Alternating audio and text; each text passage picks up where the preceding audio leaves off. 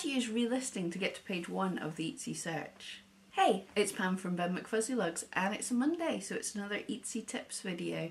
This is Etsy tips and tricks for the small Etsy crafter. I've been doing science for us all. A wee while ago I did a video on a piece of research that the Etsy rank people had done. If you haven't had a look, check it out up here. It was all about how relisting can help improve your rank on Etsy. So I just wanted to do basically a real-time case study on this, just playing around with my own listings to see how this worked. Not that I didn't believe them, they have a ton more data than me, but I find it's really important to find out what actually works for your shop. Don't just take everyone's advice and blindly follow it.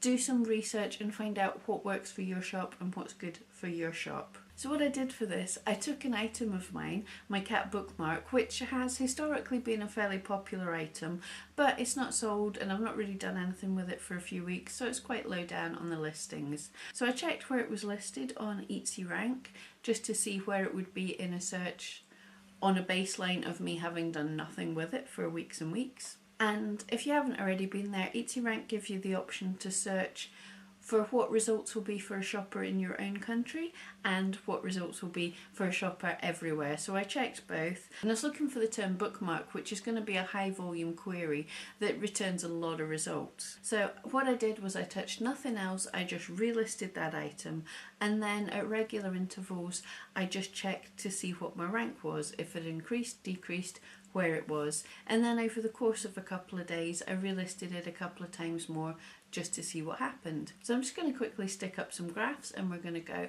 over the data as I found it. So the first wee graph, I'm just showing you not only my position in the UK but the position worldwide. Obviously I'm in the UK, and being in the UK that gives me a little boost over other UK shoppers. If they search, they're more likely to see a shop in the UK, and also showing my positions worldwide. And where they're off the top of the graph, that's telling us that they're also off the end of the listings.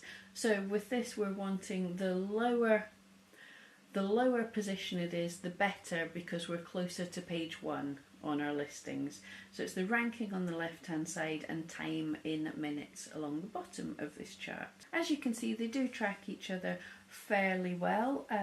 I did manage to get with the worldwide search down to a fairly good ranking positions. I got all the way to the top 96, I'm in the top 100, which is pretty good for a massive search. And obviously if I kept working, I could put this bookmark onto page 1 of a worldwide search.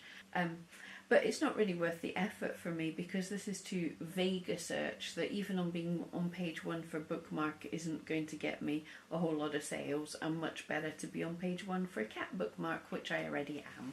The second graph is just a close-up of the position in the UK, just a little bit easier to see. And what it's showing us, when I first went in and looked at this, my position was at 340, and then when I renewed, it almost immediately dropped all the way to number 20, which puts it pretty much on page 1 for UK searchers, so this is awesome.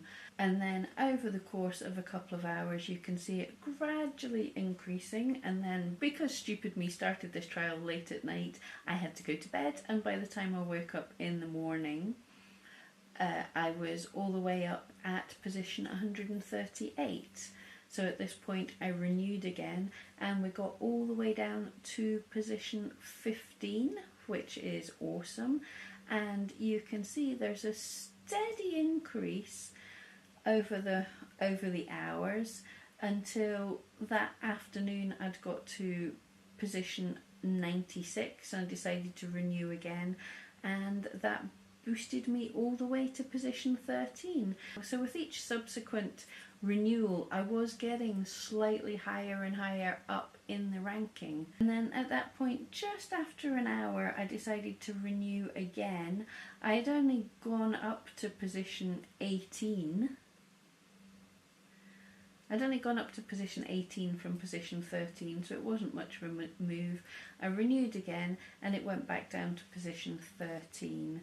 And then when I left that for around 4 hours, that got up to position 66. and then another 5 hours, so 9 hours after that last renewal it was at position 120, so it's beginning to take more time to increase, and nearly a full 24 hours later it had only gone up to position 209.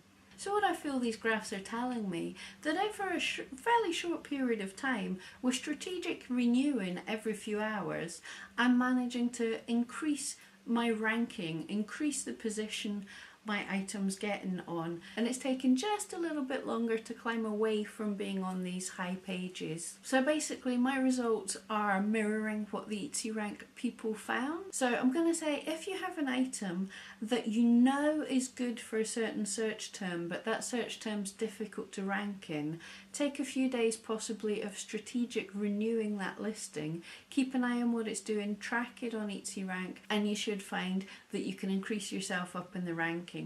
And then, fingers crossed, once you're on a high page and you start to get sales, that also keeps you up in the ranking. If you're getting regular sales, that's the same as regular renewals. So this can be a more cost-effective and more targeted strategy than necessarily using the Google shopping ads, which I found quite expensive. This is only 20 cents for a renewal, so you could very much decide your budget, decide the term and the item that's the most important for you, and just work on getting them up there till it starts to drive some momentum for itself. So what strategies have you used to boost yourself in the search? Comment down below, and I hope this was useful for you. Don't forget, give us a thumbs up and come back every Monday. Thank you.